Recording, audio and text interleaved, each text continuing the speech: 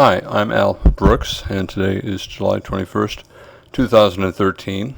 I am a professional trader.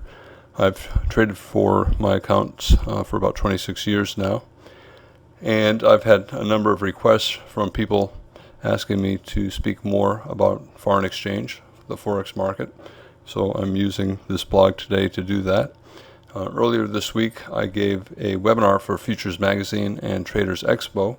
I talked about a number of trades within that webinar, and I do not know if the webinar was recorded and posted. Because of that, I am going to be talking about one of the trades today to illustrate a point about Forex trading. Now, when I look at magazines and websites, I come away with the impression that this is how you're supposed to trade. You're supposed to add a lot of indicators and then place trades and make money. And I totally think this is wrong. You know, if you listen to the traders on Fast Money or any professional trader, you don't hear them talking about Fibonacci's and bands and oscillators and cycles and Gann lines, and all you hear them talking about is support and resistance and moving averages and prior highs and prior lows and trend lines. And this is that same chart, and this is how I think most professional traders view the market. They draw trend lines below trends, they put trend channel lines above, and they look for patterns. You know, for example, here 3 pushes up, a triangle, so they'll short that in a bear channel. Here we got a first entry reversal, a second entry, and then a third. They'll probably buy this, or they'll wait for this strong bull breakout, and then they'll buy the breakout of the triangle. Another strong breakout, they'll buy the resumption of the trend here. And this is how I think most professional traders trade. This is price action. They're just looking for how the bars appear on the chart and the patterns that they create. This is a common question that I get from traders. You know, what time frame does price action trading work on different time frames? Does it work on different markets? Well, this is to illustrate that point. If you take away the vertical axis, the price, and the horizontal axis, the time, charts look the same. And here are 3 charts, and if you did not see these labels below, you would not be able to tell that this is a daily chart of the stock market, General Electric, during the 1987 crash. You would also not be able to tell that this is a 1-minute chart of the Forex market, the euro versus the dollar, or that this is a 5-minute chart of gold. And that's because price action, the movement of prices, is a reflection of human behavior, and it's been that way since the beginning of time. I've looked at charts from 100 years ago, and if I remove the labels, I cannot tell them from today, even though most major markets are traded 70% by computers. The price action is still the same. Some basic rule for traders. Traders, not investors. You know, day traders, traders holding for a day or 2 or 3, right? Markets gravitate toward balance. The bulls and bears. The bulls want to buy, the bears want to sell, and the market quickly gets to a price where both of them can do what they plan to do in the market, right? And that means confusion. Most of the time, the market is sideways and confused. Nothing wrong with that, right? You know, that's what the market is trying to achieve. It's trying to find a price where the bulls are happy buying and the bears are happy selling. If you take trades during those times, the probability of any long and the probability of any short is going to be between 40 and 60%. Sometimes it favors one side, 60%, but it's still 40% for the other side, and the other side with the lower percentage probably has higher profit potential. So if you get better probability of success, you probably have less profit left to the trade and probably a stop further away. It's just a trade-off. Fundamentals are useless. They're okay for investors holding for months at a time, but for a trader, fundamentals are useless. And I think that's one of the main reasons why the CNBC show Money in Motion went out of business, because they stressed fundamentals and the viewers knew that it was nonsense. It had nothing to do with making money. You can use any time frame, but I think it's a mistake to use more than 20 bars per hour, because you will not be able to do it profitably year after year after year. Another basic principle of trading, you should be going for a reward at least 2 times as great as your risk, except in a very high probability situation, in which case you can go for a reward equal to your risk.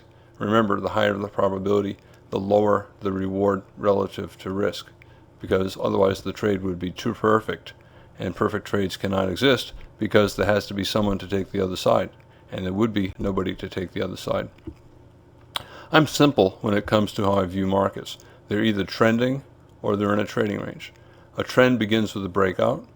As soon as the market starts to have pullbacks, the breakout is replaced by a channel, and then the channel is followed by a correction, and that results in a trading range.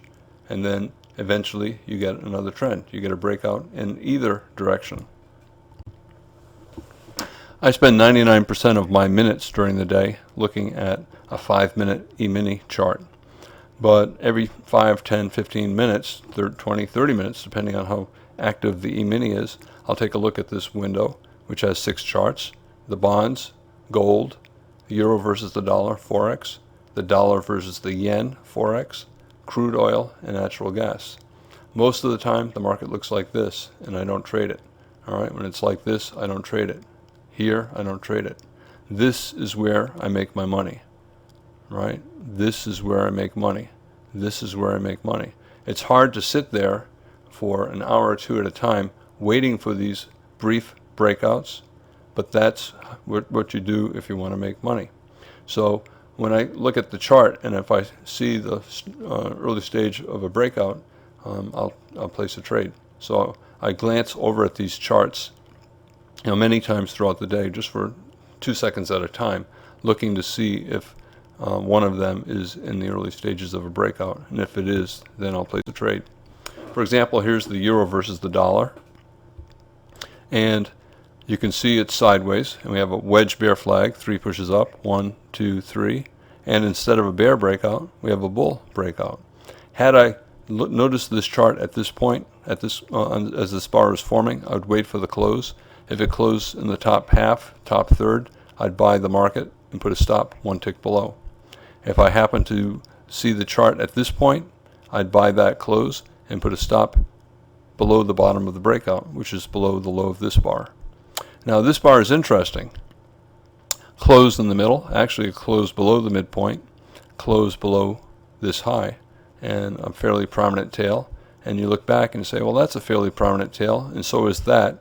And although these bodies are big relative to this, they're not particularly big overall. They're only about 10 pips tall. So this is not a strong breakout. So although I'd buy that close and I'd buy that close, I would not buy this close. At this point I'd say, I better start to look to buy pullbacks. Now the entire breakout is only 20, 30 pips tall, right? So I'm not going to go for a 20 pip scalp. I'm going to go for a 10 pip scalp. Initially, I want to buy pullbacks, right? Bears will look at this and say, expanding triangle, 3 pushes up, 1, 2, 3, failed breakout. To me, we have a bear flag and a bull breakout.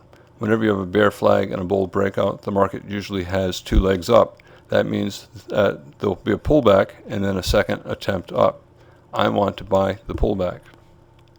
Since I believe there will be a second attempt up, I think someone shorting below the low of this bar will not make a profit. So if they're not going to make a profit, that means it's a bad short. If it's a bad short, it's a good long. So if I'm trading this chart and I look at it, and this is the first time I see this chart, I said weak breakout, I want to buy pullbacks, I'll place a limit order to buy at the low of this bar, okay, at 37. And I'd put a stop below the low of this bar. So my stop would be at 19, so I'd be risking 18 pips. I would also place a limit order to buy more, about 10 pips down. Why 10 pips? Well, the bears, if they're shorting below the low of this bar, they're getting in at 36. They want to get out at 26, which means the market has to fall to 25. It has to fall 12 ticks below the low of that bar for them to make 10 pips on a short. I think they probably will not make their profit. So I think the market will not fall 12 pips. It might fall 10 pips or 11 pips, but probably not 12. So for me, I'm going to buy this low. I'm going to look to add on 10 pips lower. So I'll try to buy more at 26, and I'll put a stop one tick below this low. Alternatively, I could simply place a limit order to buy 10 or 20 pips below this close. So try to buy at 36, which corresponds to a pip below this low, or try to buy at 26. Again, stop one tick below this bar. And this is what followed, right? So to me, I'd buy here, and I'd try to add on 10 pips lower at 27. And look what happened. The market fell to 26, so I would have been filled on my second order. So I'd be long at this low and 10 pips lower, and I would get out of half at this original entry price, and I'd try to get out of the other half at this close, because that was my original target. Traders who are buying closes here and then buying more here and buying more here, it's a reasonable thing to do. The market usually tries to come back to that close after any pullback. As long as it stays above this low, chances are it'll come back to this close. Chances are, high, 70%, 80%, right? So that's where I'd go flat, and you can see lots of traders did just that. And that's all I had to say about that trade. I have a couple of websites, brookstradingcourse.com, and I sell videos, 27 hours of videos on the site, and they go into great detail about price action trading.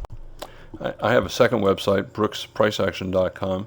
Traders run it. I provide content, and I also speak all day long in a trading room.